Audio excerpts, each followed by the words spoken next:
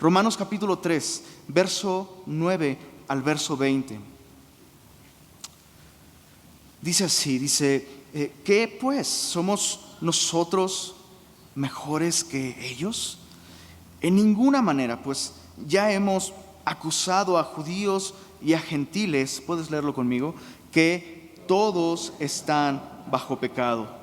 Como está escrito, no hay justo ni aún uno. No hay quien entienda, no hay quien busque a Dios.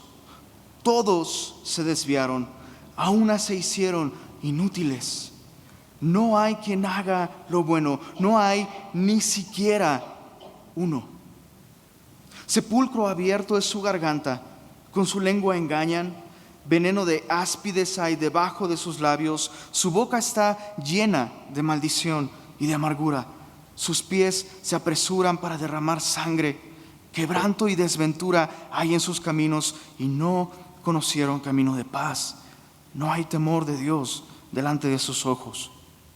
Pero sabemos que todo lo que la ley dice, lo dice a los que están bajo la ley, para que toda boca se cierre y todo el mundo quede bajo el juicio de Dios, ya que por las obras de la ley ningún ser humano será justificado delante de él, porque por medio de la ley es el conocimiento del pecado.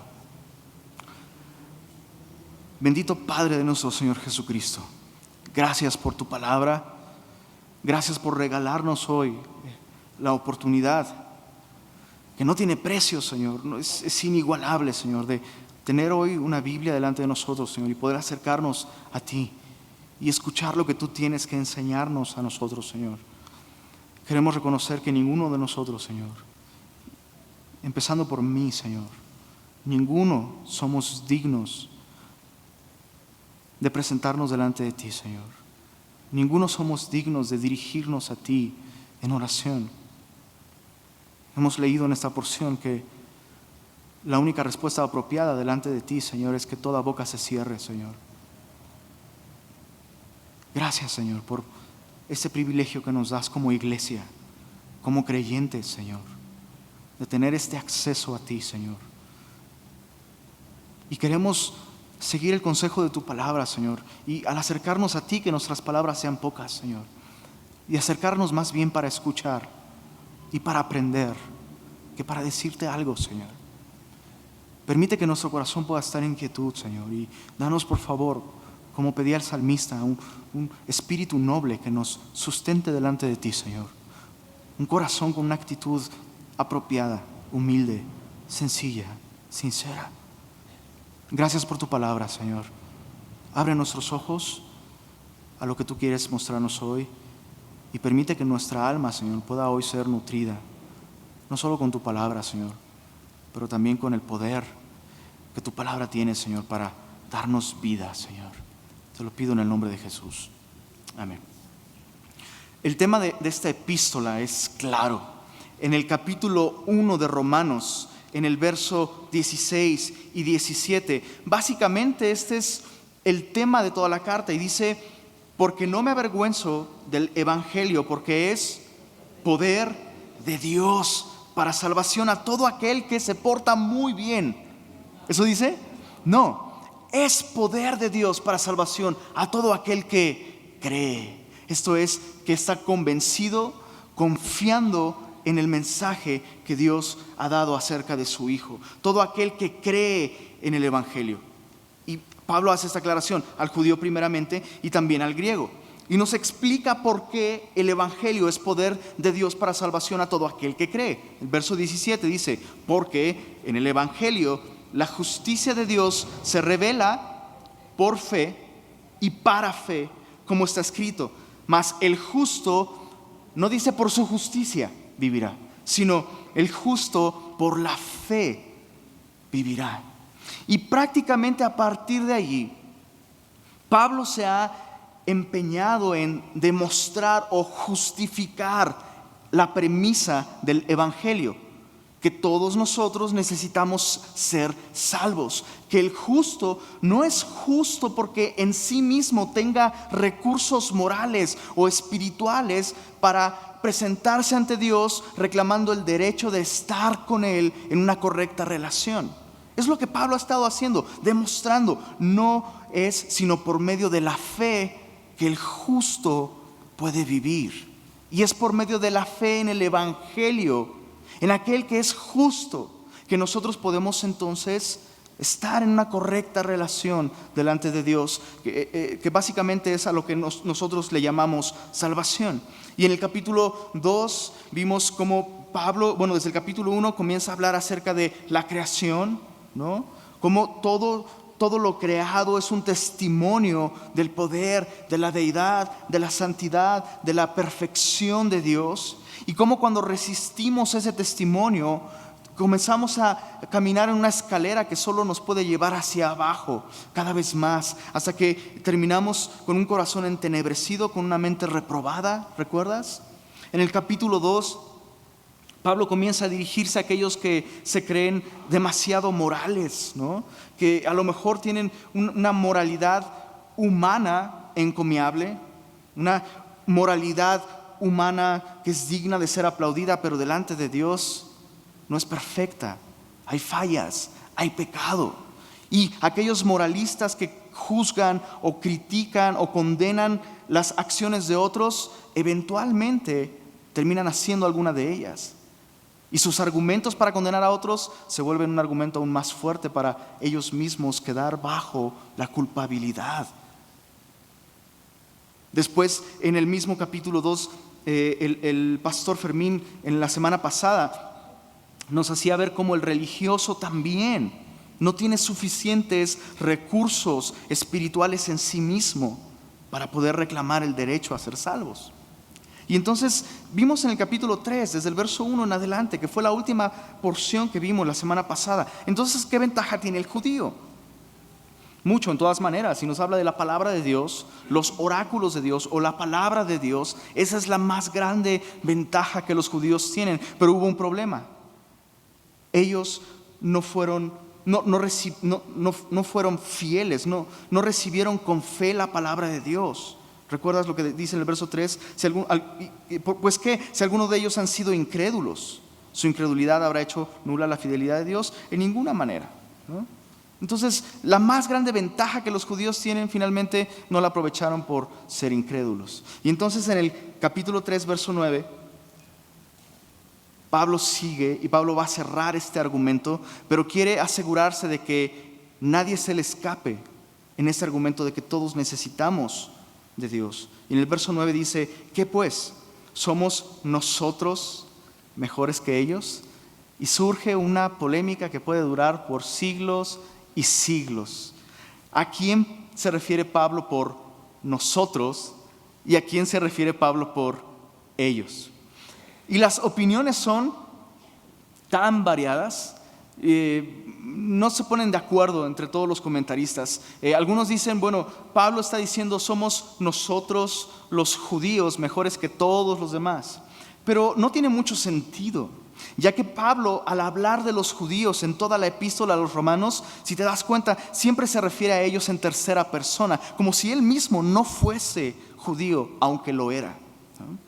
Y por otro lado, Pablo ya ha gastado demasiada tinta explicando la culpabilidad del hombre en general, ¿no? La culpabilidad del hombre moral, la culpabilidad del hombre religioso, y por supuesto estos últimos eran representados por los judíos. Pablo no está escribiendo en una computadora, la tinta es muy cara en este tiempo, el papel es muy costoso. Entonces Pablo no va a gastar más tinta en referirse a los judíos. Entonces lo más sensato es pensar que Pablo está refiriéndose a nosotros, es decir, yo que escribo esta epístola y ustedes cristianos en Roma. Y tiene sentido, ¿no? De repente los cristianos pueden haber estado escuchando esta epístola siendo leída en la congregación y decir, sí, ¿qué onda con todos aquellos que no conocen de Cristo? ¡Qué bárbaros! ¿Y qué onda con los moralistas? No puede ser. Y los judíos, pues bueno, no, la verdad no hicieron un muy buen trabajo. Pero nosotros cristianos, hemos caído. Eso debe de contarnos como algo a nosotros, ¿no? Nosotros debemos ser seguramente mejores que todos ellos. Sí, Dios nos escogió y Dios nos llamó porque Él sabía que nosotros responderíamos. Entonces eso nos hace de alguna manera mejores. Pero Pablo va a demostrar que esto no es así. Y Pablo comienza con esta pregunta: ¿somos nosotros mejores que ellos? Si hay algo común en todos los hombres de todas las épocas, es la culpabilidad. ¿Por qué? Porque la culpabilidad nos demuestra cuán malos somos. Todos alguna vez hemos llorado con amargura por el peso, por el remordimiento de haber hecho algo que estaba mal. Y muchas veces lo que nos duele ni siquiera es que lastimamos a otros o que hicimos lo incorrecto, sino que no somos lo que pensábamos que éramos. ¿Estás de acuerdo conmigo? ¿Te ha pasado alguna vez? Que lo que te duele no es la acción o el pecado en sí mismo, sino que no eres lo mejor que le había pasado al mundo como creías, ¿no? Con el paso de los años aprendemos a resistir, a silenciar este testimonio de nuestra conciencia y hacemos un muy buen trabajo, ¿sabes? Podemos silenciar la conciencia de muchas maneras, pero comprobamos en nuestra experiencia que la mejor manera de hacerlo es culpando a otros. ¿Por qué? Porque no puedes eliminar tu culpa o tu falla. Tan bajo como fuiste es tan bajo como llegaste, y tan bajo como llegaste es tan bajo el concepto que tienes de ti. Entonces, como no puedes borrar el pecado, lo que haces es buscar a aquellos que han ido más bajo que tú y echas la culpa a otros y te vuelves tú la medida, claro, de ahí para abajo, ¿no? Nunca ves de allí para arriba.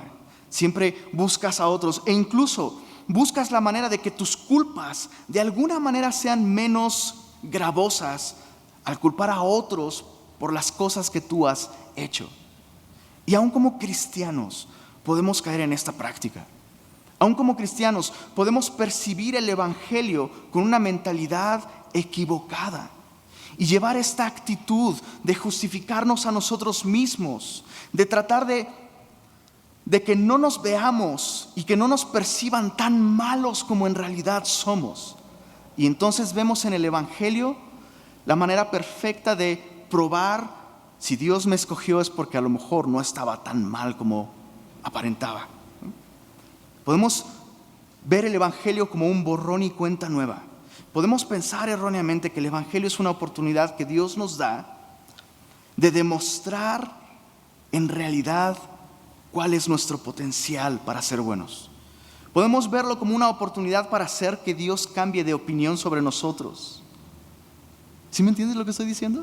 O sea, Dios nos da el Evangelio y es, Dios me dio con el Evangelio la oportunidad de que yo cambie su opinión respecto de mí. Y ahora como ya recibí el Evangelio y a partir de ahora me he portado muy bien, Dios me ama más. Hay otras maneras en las que podemos identificar si pensamos así. Frases como estas: antes yo era un pecador, antes merecía la muerte, pero desde que recibí a Cristo me he portado mejor y yo he cambiado esa situación.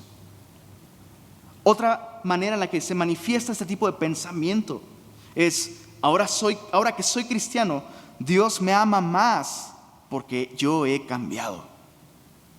Tengo una Biblia en mi casa, la tengo marcada, hago mi devocional todo el día, tomé todos los cursos de navegantes y hasta 2 veces. Y escucha esta: si los no cristianos fueran más como yo, el mundo sería diferente. ¿Alguna vez has escuchado algo así? Este pensamiento es tan dañino, porque si te das cuenta, hace de nosotros la razón por la cual Dios nos llamó a estar a cuentas con Él. De alguna manera esto indica que había en nosotros algo rescatable, algo en nuestra propia persona era de alguna manera digno de ser rescatado. No todo estaba perdido Y entonces vemos el Evangelio como una manera de decir, hey, en realidad yo siempre fui mejor que los demás. Y por eso Dios me hizo cristiano. Pablo no quiere que la iglesia piense de esta manera. Dios no quiere que tú y yo pensemos de esta manera, porque esto nulifica el precioso poder del Evangelio para transformarnos y santificarnos. Entonces, volviendo a la pregunta, ¿qué pues? ¿Somos nosotros mejores que ellos? Interpretémoslo así. Pablo se está incluyendo junto con su audiencia, en este caso nosotros. Y la respuesta es, en ninguna manera. En ninguna manera. Pues ya hemos acusado a judíos y gentiles que, ¿cuántos? Todos están bajo pecado. Y obviamente en la iglesia en Roma había tanto judíos como gentiles. Entonces es, hey, nosotros no somos mejores que ellos. En nosotros mismos no había nada mejor que los demás. Y de hecho en la próxima porción que estudiemos, Pablo nos va a enseñar que no hay diferencia por cuanto todos pecaron. No hay distinción. No somos mejores que nadie. Ahora Pablo está utilizando un lenguaje legal. Es como si Pablo pensara en una corte y un juicio se está llevando a cabo. Y entonces Pablo está a punto de presentar, digámoslo así, los cargos en contra de toda la humanidad. Pablo quiere que quede claro que no hay absolutamente nadie justo, nadie bueno, nadie santo, nadie, ni siquiera uno. Y Pablo podría recurrir a la experiencia. Pablo podría recurrir al argumento de la muerte. La Escritura dice que la paga del pecado es muerte. ¿Todos los hombres mueren? ¿Qué te dice eso? Todos los hombres son pecadores. Sin embargo, Pablo va a usar el argumento de la Escritura. Así que, ¿estás listo para usar mucho tu Biblia? Porque vamos a ver varios textos. Entonces Pablo dice, hemos acusado a judíos y a gentiles que todos están bajo pecado, como está escrito. Entonces esta no es la opinión de Pablo. Esas no son sus percepciones, sus ideas. Esta es la percepción, el diagnóstico, los cargos que Dios tiene contra nosotros. Sí, contra nosotros todos. Verso 10 dice, como está escrito, no hay justo ni aún uno. No hay quien entienda, no hay quien busque a Dios. Todos se desviaron, a una se hicieron inútiles. Paquita, la del barrio, diría amén.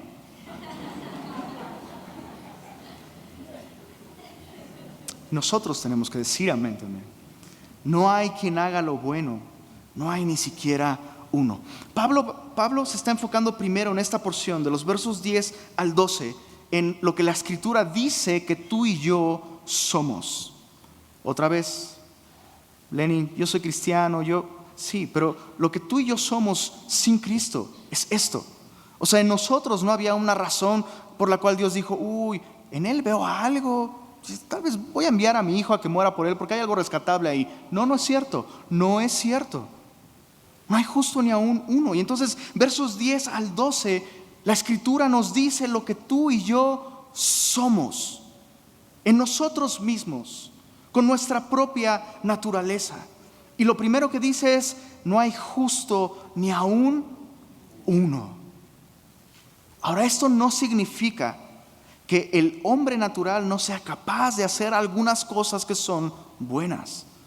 Hay hombres no cristianos que son capaces de hacer cosas buenas, pero eso es lo que hace.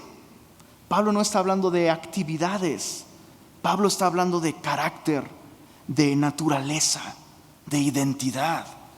Lo que somos es injustos, no somos justos. La Biblia es muy enfática, en el idioma original dice, no, ni siquiera uno, ni siquiera uno.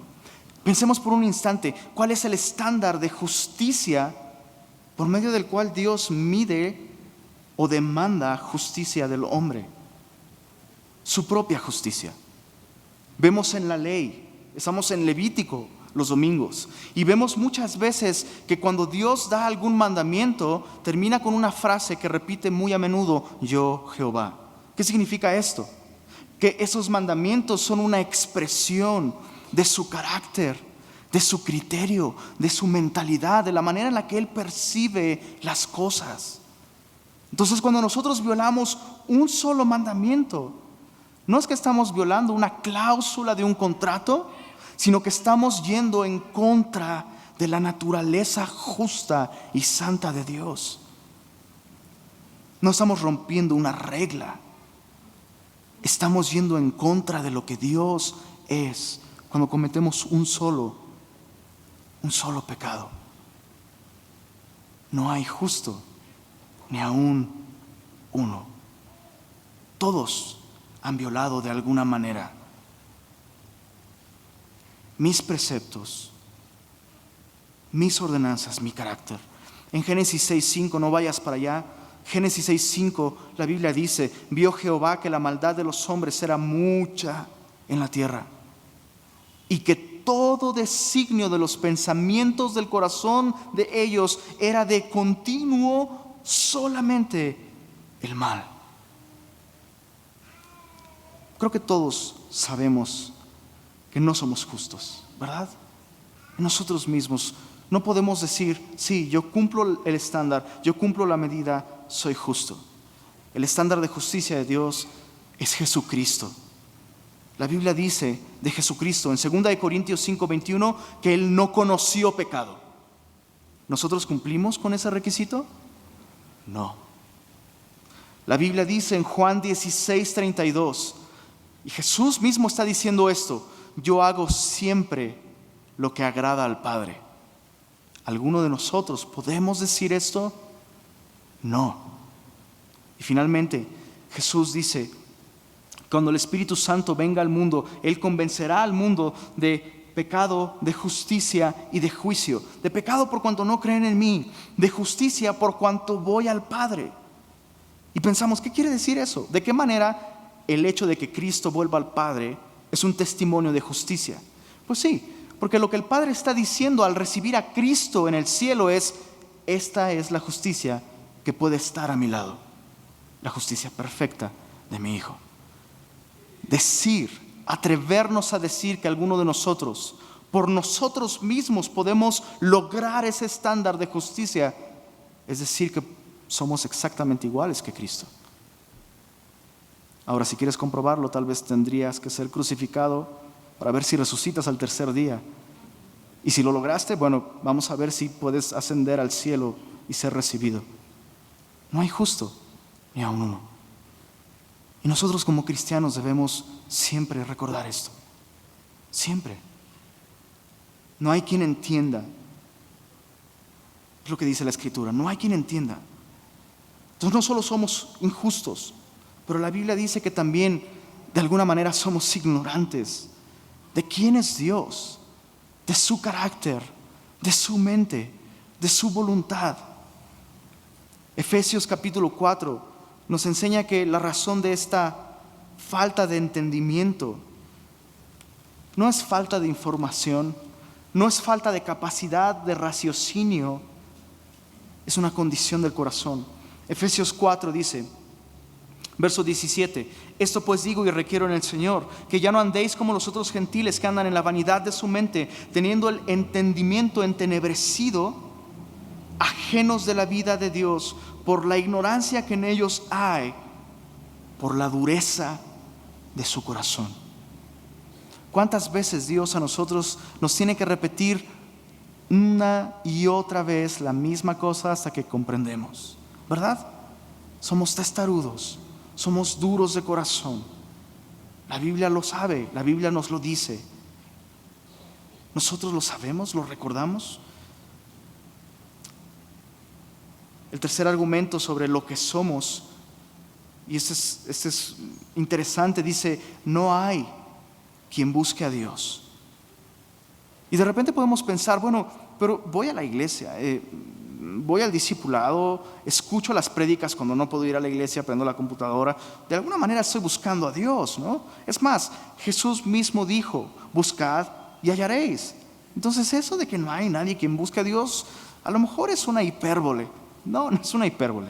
Cuando Jesús, por ejemplo, dice, buscad y hallaréis, le está hablando a cristianos, le está hablando a creyentes. Pero el hombre naturalmente no es capaz de buscar a Dios. De hecho, Dios mismo dice en Isaías, fui hallado de quienes no me buscaban y fui encontrado por quienes no preguntaban por mí. Jesús mismo le dijo a sus discípulos, no fueron ustedes los que me escogieron a mí, yo los escogí a ustedes. Aún como cristianos, muchas veces manifestamos que nuestra intención al hacer todas estas cosas que interpretamos como buscar a Dios, en realidad es buscar un bienestar para nosotros. Es más, en la parábola del hijo pródigo, ¿la recuerdas?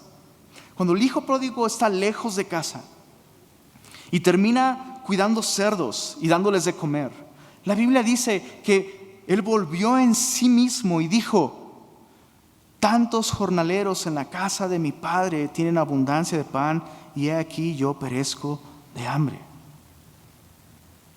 ¿Cuál era la razón por la cual él entonces se vio motivado a volver con su padre? La abundancia de pan. Ni siquiera es la gloria de su padre, ¿no? En este caso nosotros, la gloria de Dios.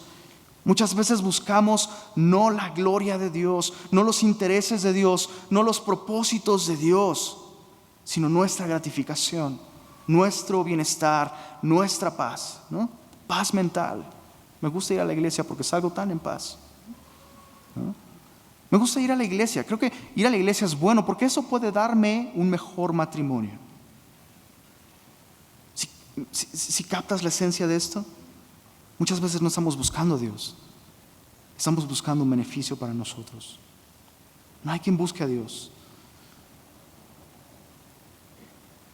Inciso D, podríamos decirle así.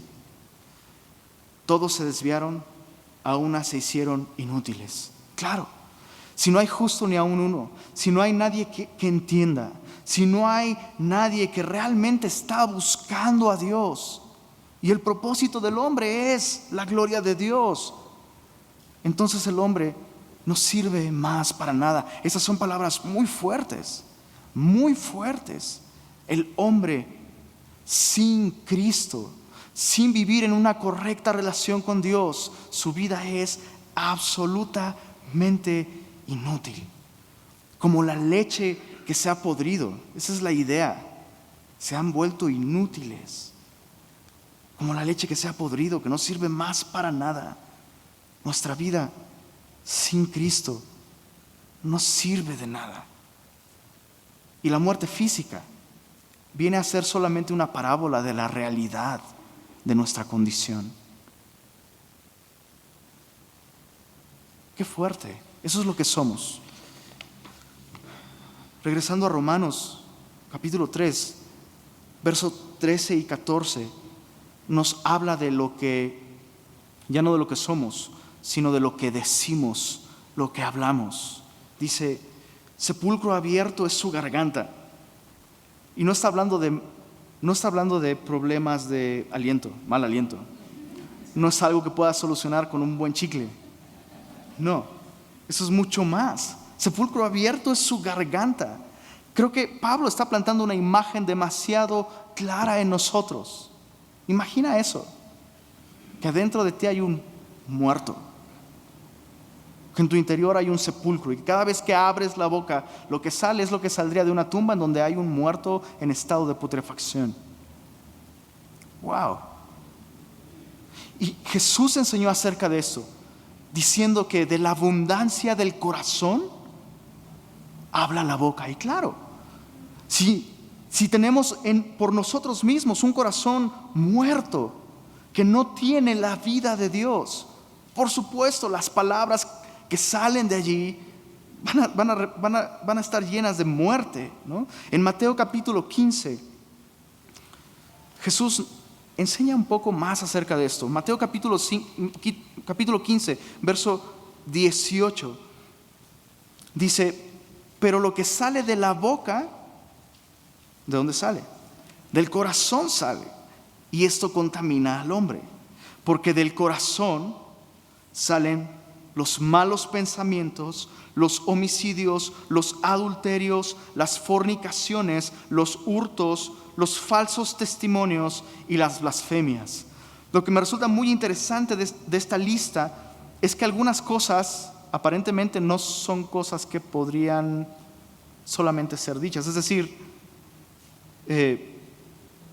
los malos pensamientos pueden salir en forma de palabras, sí, claro. Los homicidios, los adulterios, las fornicaciones, porque Jesús está hablando de la boca. Lo que sale de la boca viene del corazón y eso contamina al hombre. Y entonces da una lista de todas estas cosas. Pues sí, con nuestras palabras nosotros podemos cometer este tipo de pecados. Y Jesús es muy claro al respecto. De un corazón no regenerado solo puede salir esto. Solamente puede salir muerte. Oye, Lenín, pero si yo no lo dije, pero lo escribí en Twitter, ¿eso cuenta? Y puede sonar chistoso, pero en realidad no son las palabras como tal, sino la expresión de lo que hay en nuestro corazón. Entonces ten cuidado también con lo que expresas a través de medios electrónicos. Puede contaminarte. Y sabes, no solo puede contaminarte a ti, puede contaminar a otros. Ok, entonces voy a cerrar mi cuenta de Twitter. Brother, puedes cerrar la boca también. Y eso no cambia la realidad de que adentro sigue habiendo un muerto, sigue habiendo muerte. Siguiendo con esta idea de lo que hablamos, no solo sepulcro abierto es la garganta, sino, dice Pablo, con su lengua engañan. La idea es la de un cebo o carnada, no solo ocultando el peligro de la presa, sino haciéndolo atractivo. Cuando tus palabras salen con la intención de hacer daño o de obtener un beneficio de la otra persona, pero las cubres de un cebo que lo hace atractivo. La idea es muy clara. O sea, imagina un pez que va nadando feliz en su río, ¿no? Y alguien pone un cebo en un anzuelo, ¿no? Algo que el pez sabe que necesita y que es atractivo y delicioso para él, pero está ocultando un anzuelo. Entonces bajas el anzuelo, el pez ve, y el pez lo que ve es solamente la carnada, ¿no? Un cebo, un engaño. Y con toda la confianza del mundo va y muerde, y en cuanto muerde, ¡pum!, la muerte se ha apoderado de él. Nosotros tenemos ese poder con nuestras lenguas, o mejor dicho, esa destrucción en nuestras lenguas. Podemos usar nuestras palabras de modo que por la falta de sinceridad pueden destruir a otros. Piensa en este ejemplo, por ejemplo, cuando alguien está haciendo algo que está mal y que va a destruir algún aspecto de su vida, y que tú tienes la posibilidad de, a través de la palabra de Dios, dar vida y invitarle al arrepentimiento, aconsejarle según lo que la Biblia dice y llamarlo a rectificar sus caminos, pero tú escoges otra cosa y dices: estás bien, bro, no, ellos están mal, no te preocupes, tú vas a estar bien, tú échale ganas. ¿Qué fue eso? Eso fue un anzuelo. Eso fue un anzuelo.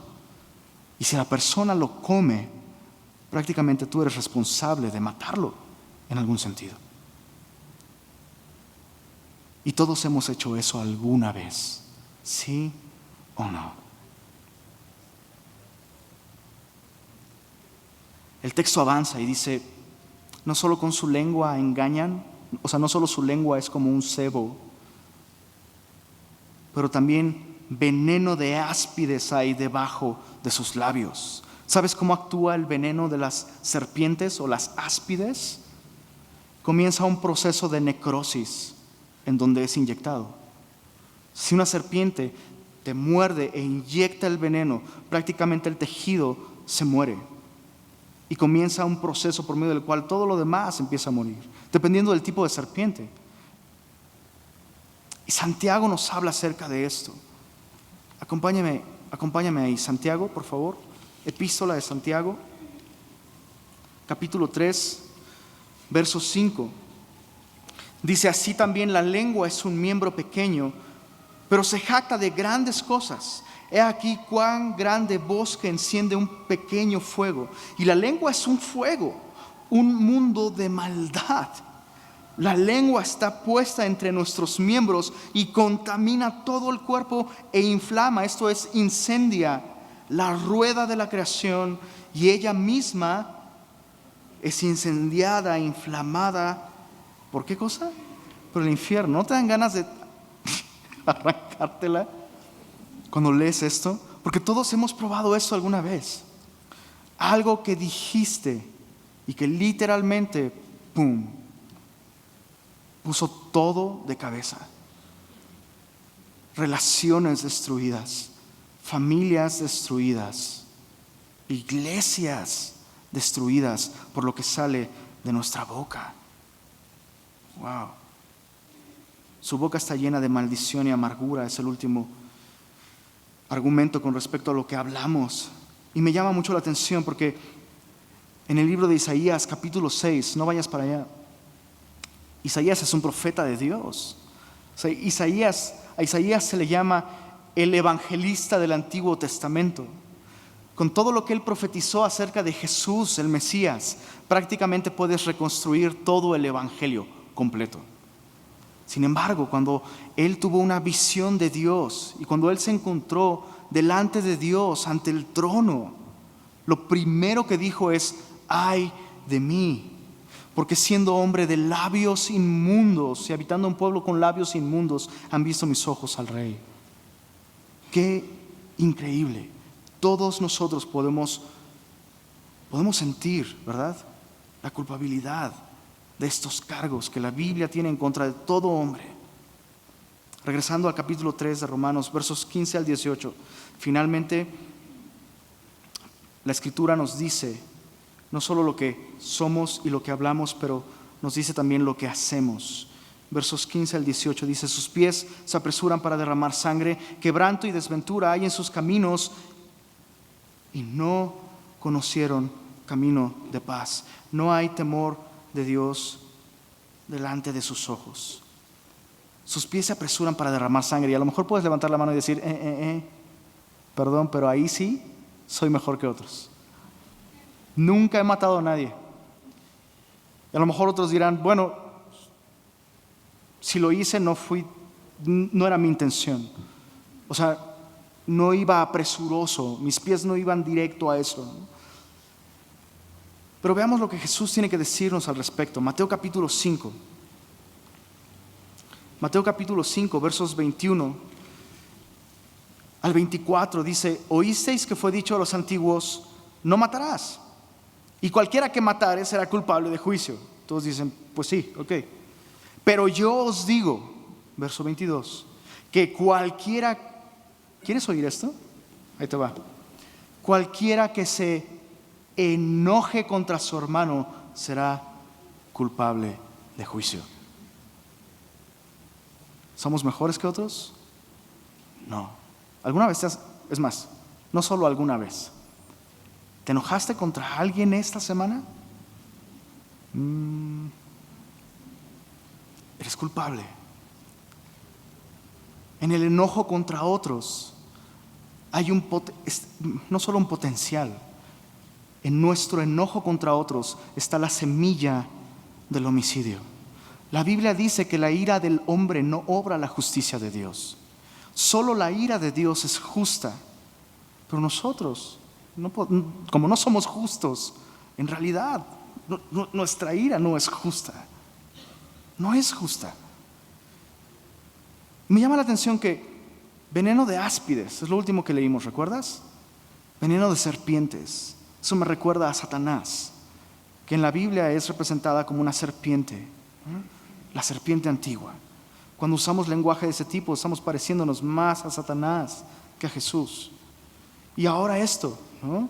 Sus pies se apresuran para derramar sangre. Y Jesús dice, si te enojas contra tu hermano, eres culpable de homicidio.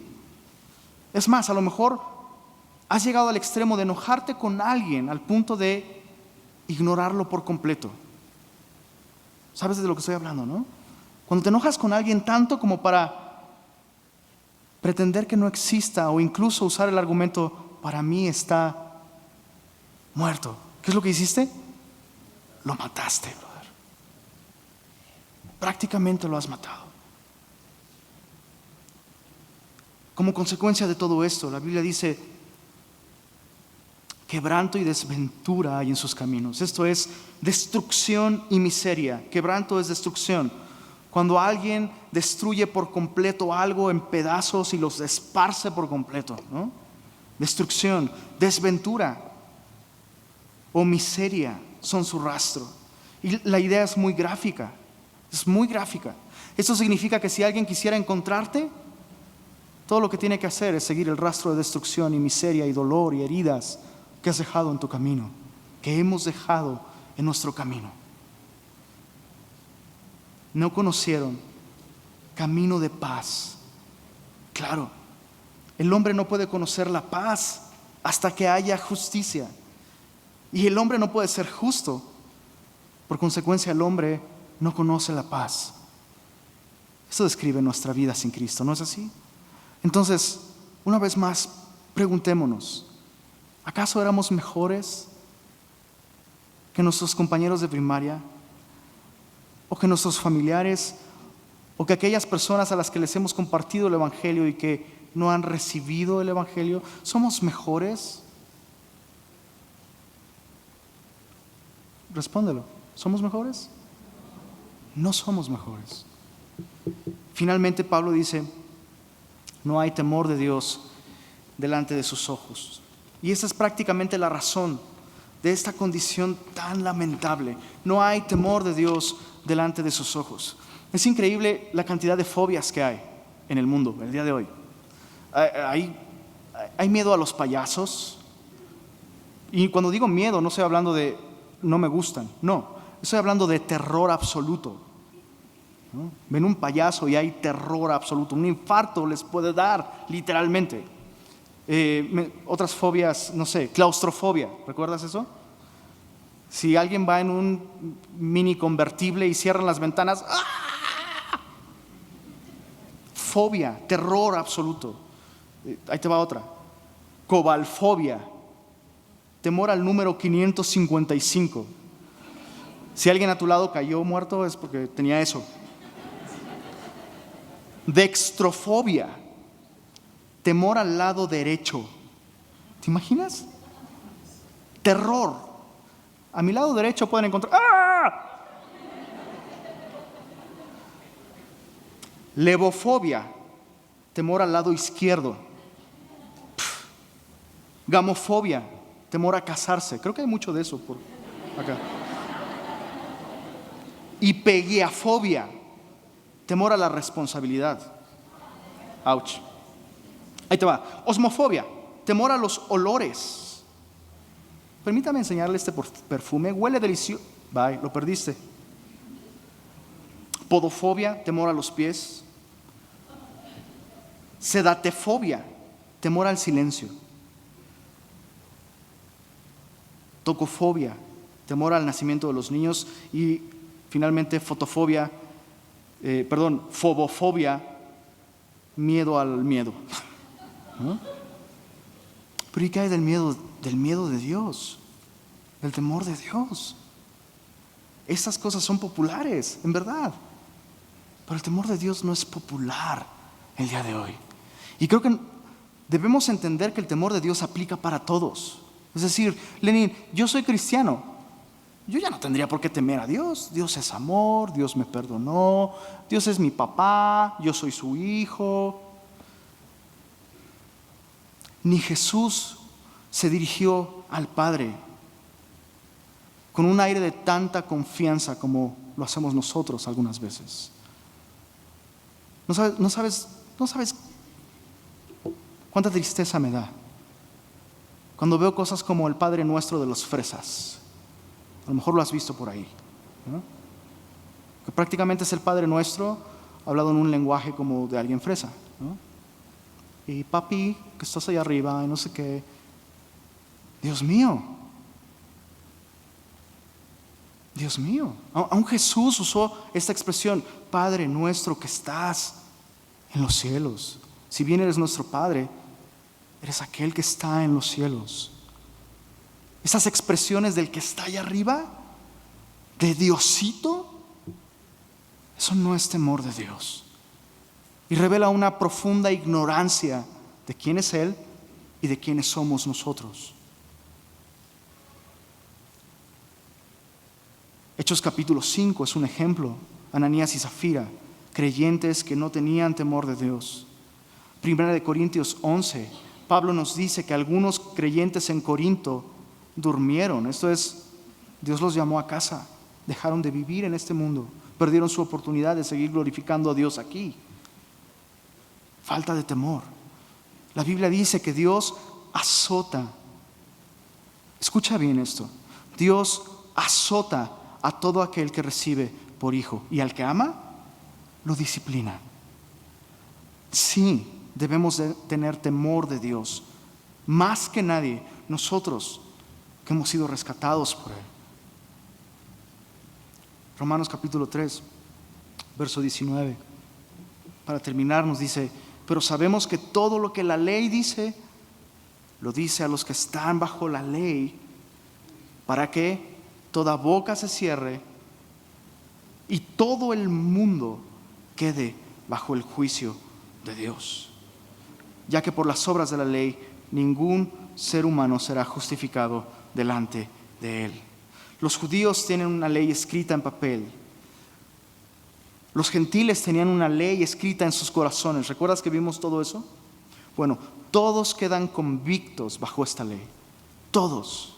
De modo que cuando estemos delante de Dios, aquellos que no estén justificados por la fe en Jesucristo, no pueden escuchar ningún otro veredicto que no sea este. He escuchado tantas personas decir, cuando llegue al cielo Dios me va a oír. Y eso sí no es chistoso. Cuando llegue al cielo, tengo algunas cosas que quiero decirle a Dios y me va a escuchar. He escuchado a gente decir, cuando llegue al cielo, cuando esté delante de Dios, voy a poner a Dios en su lugar. En verdad hay gente que piensa así. La Biblia dice que la única respuesta delante de Dios va a ser un silencio absoluto y total. No hay manera de justificarse delante de Él. No hay lugar para preguntas, no hay lugar para otra cosa que no sea el peso de la culpabilidad cayendo sobre nosotros. Ya que por las obras de la ley ningún ser humano será justificado delante de Dios. La ley tenía como propósito simplemente mostrarnos cuánto necesitábamos la justicia perfecta del Cordero sin mancha que es Jesús. La ley es como un médico que puede darte un diagnóstico perfecto, pero que no tiene tratamiento para curarte. Entonces, si originalmente fuimos salvos por gracia, no caigamos en el error de pensar que ahora nuestro desempeño es la razón por la cual Dios debe amarnos, bendecirnos, aceptarnos.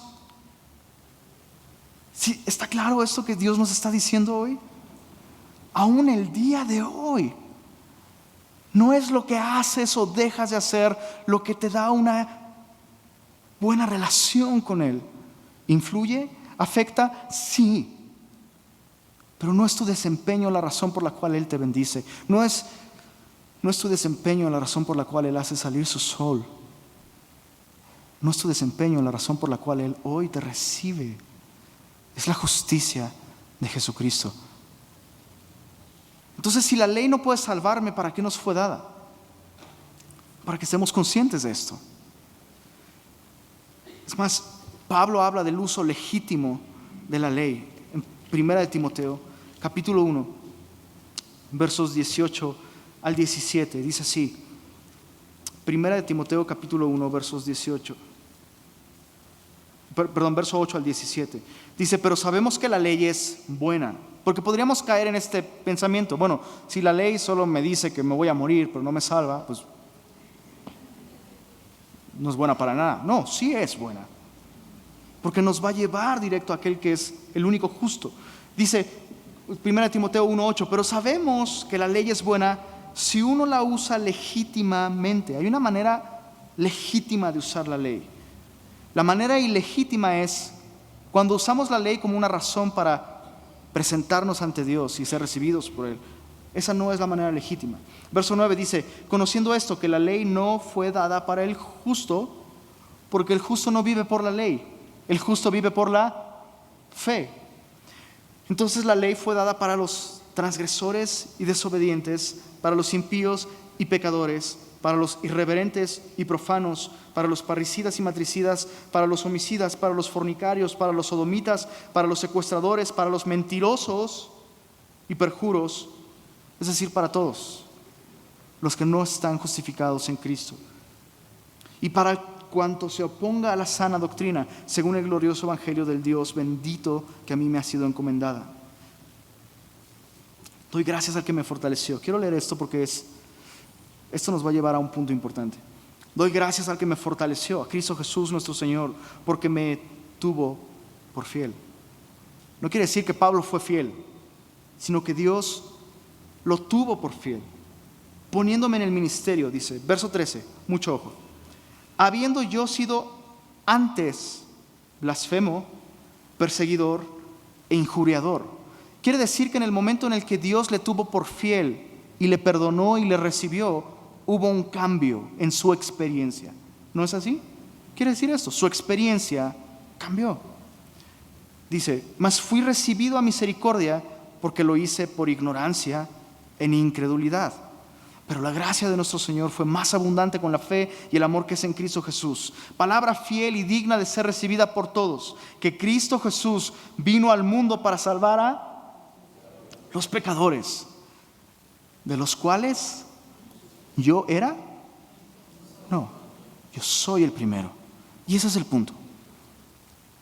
La experiencia de Pablo ha cambiado por la gracia de Dios, no por él mismo. Pero lo que él es por sí mismo sigue siendo lo mismo hasta el día en el que, como dice la Escritura, llega el día de la redención, es decir, la adopción de nuestro cuerpo. Cuando esta condición caída sea absorbida por la gloria de Dios. Pero mientras tanto somos pecadores. Nuestra experiencia debe cambiar, pero somos pecadores. ¿Qué quiere decir esto? Que aún seguimos necesitando la gracia de Dios y el Evangelio. Lo seguimos necesitando. ¿No te parece más hermoso el Evangelio ahora? ¿Que comprendes esto? ¿Que no había en nosotros nada digno de ser rescatado? ¿Que no había solución para nosotros fuera del glorioso Evangelio de Jesucristo? Entonces, en resumidas cuentas, entre más conozco la palabra, entre más legítimamente estoy conociendo la palabra, esto debe traducirse en que confío menos en mí y más en Jesucristo. Entre más conozco su palabra, mi necesidad de Él debe aumentar, no disminuir. Entre más conozco la palabra, estaré más convencido de mi pecado, pero también más convencido de la perfecta justicia de Jesús. Entre más conozco la palabra, seré más humilde. ¿Es esta nuestra experiencia? Debe serlo así. La próxima semana veremos el pero a todo esto. Sí, esa es la condición del hombre en sí mismo. No tiene salvación, no hay solución en él mismo. Pero, verso 21 de Romanos 3, y ese será el tema de la próxima semana. Pero mientras tanto, preguntémonos esto. ¿Cómo estoy representando el Evangelio a los demás? Hubo un momento en el que Cuando mi mamá y yo aún no éramos cristianos, había una tía que ya era cristiana. Y solo por ponerte un ejemplo, un día llamó a casa y comenzó a llorar. Y mi mamá estaba espantada. ¿Qué te pasa? Tranquila. Tranquilízate, no te entiendo lo que me estás diciendo. Mi tía hablaba y llorando. Se pudo calmar y mi tía le dijo esto: me duele mucho que yo voy a ir al cielo y tú no. Porque yo voy a la iglesia y yo ya soy cristiana y tú no. ¿Sabes qué es lo que hizo mi mamá? O a lo mejor no puedo decirlo. Bueno, estamos en una iglesia, no puedo decirlo. Pero la manera en la que tú y yo percibimos esta verdad es vital para que los que están afuera entiendan de qué se trata el Evangelio. No lo representemos mal, por favor. Esta última porción dedicada a la iglesia, recordándole que en ella misma no tiene nada que ofrecer, es para nosotros hoy. Porque no podemos salir allá afuera y decirle al mundo y decirle a nuestros amigos: es que la onda es semilla de mostaza, tienes que venir acá. Porque aquí estamos los chidos. Eso es mentira, eso es diabólico. Y opaca, empaña la gloria y la gracia de Dios. No hagamos esto. Alguien definió el Evangelio o compartir el Evangelio muy bien, diciendo: evangelizar es como cuando un mendigo le dice a otro mendigo dónde encontró pan.